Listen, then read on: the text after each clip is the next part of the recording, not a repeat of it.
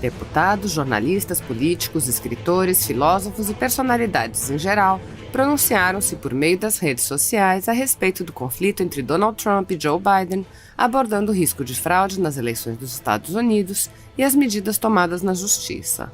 As personalidades refletiram acerca das consequências para o Brasil, abordando prognósticos no que concerne ao futuro da política norte-americana e possíveis desfechos para as eleições presidenciais. O deputado federal General Girão, aliado do presidente Jair Bolsonaro, ressaltou: qualquer que seja o resultado das eleições nos Estados Unidos, somos um país continental, temos história de sermos de paz e somos respeitados em nossa soberania.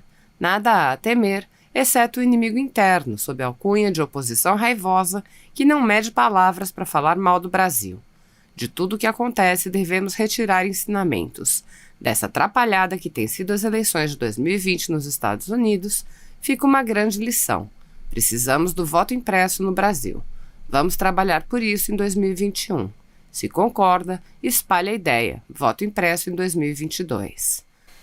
Paulo Eduardo Martins, deputado federal, criticou a postura parcial da velha imprensa. O parlamentar questionou: o Biden foi declarado presidente pela imprensa ou pela justiça? Se foi pela imprensa, a situação é a mesma de antes da eleição. Parece que para alguns é difícil entender que questionar a cobertura de parte da imprensa nada tem a ver com não aceitar o resultado de uma eleição.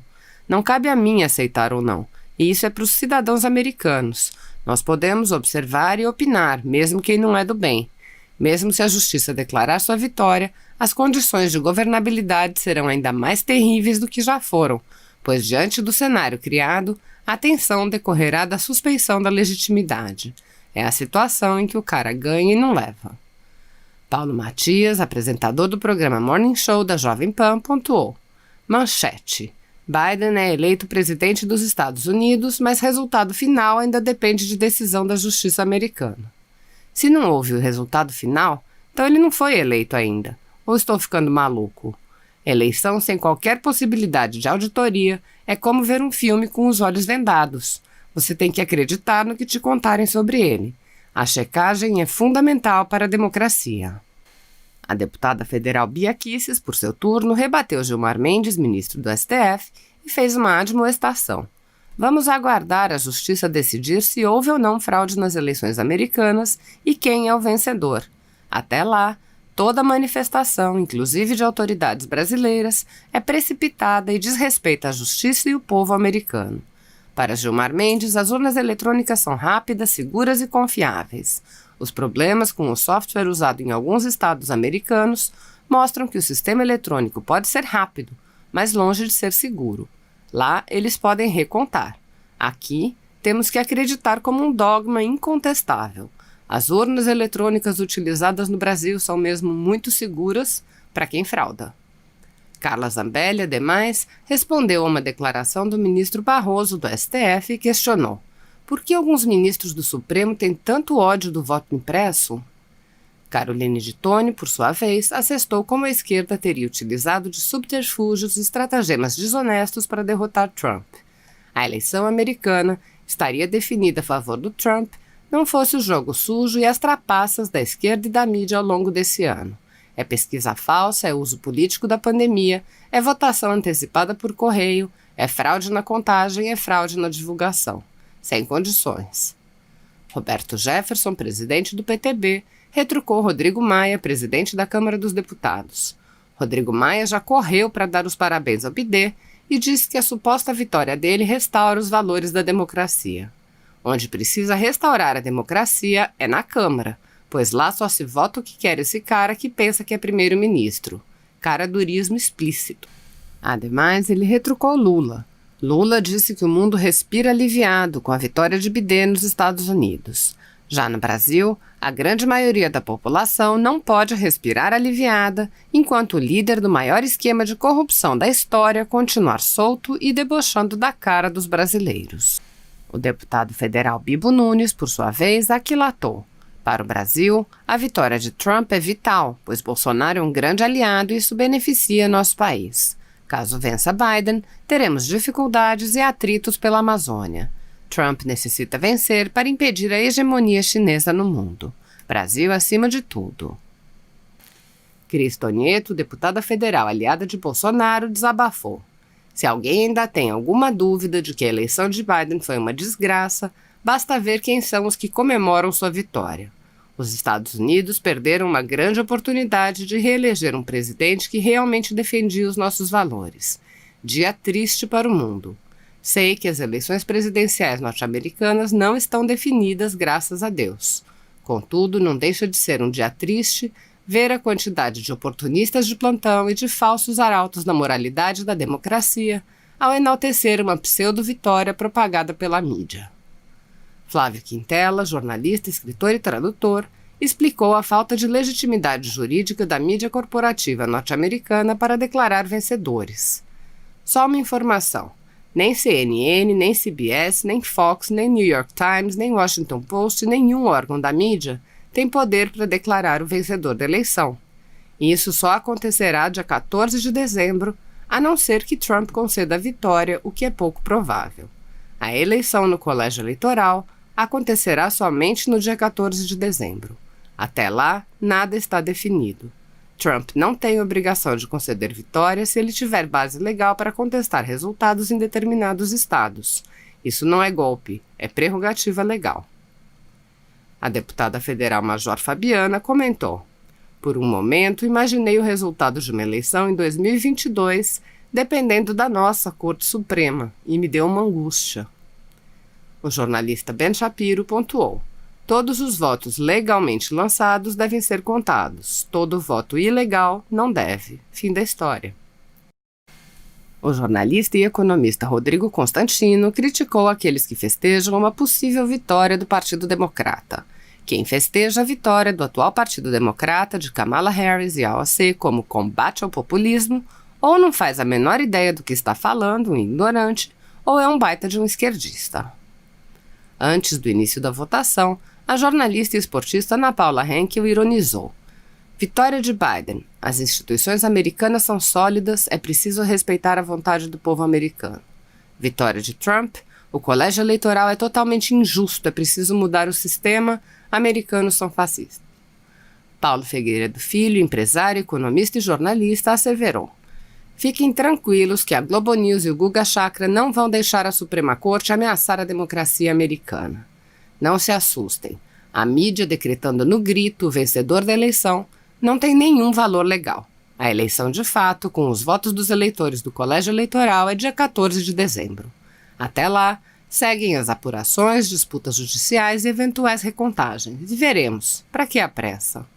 Donald Trump. Biden está correndo para falsamente se declarar presidente eleito.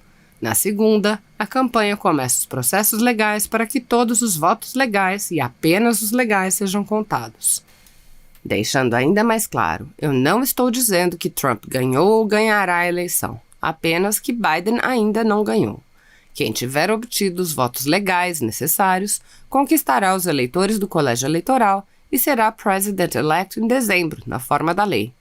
Vocês sabem que só na Pensilvânia, cerca de 60 observadores republicanos já se prontificaram a testemunhar sob juramento que tiveram seu direito de acompanhar a contagem dos votos cerceado? E aí? Eu nunca disse que Trump ia ganhar a eleição, apenas que ela não estava ganha para o Biden, como diziam. Estava certo, haja o que houver.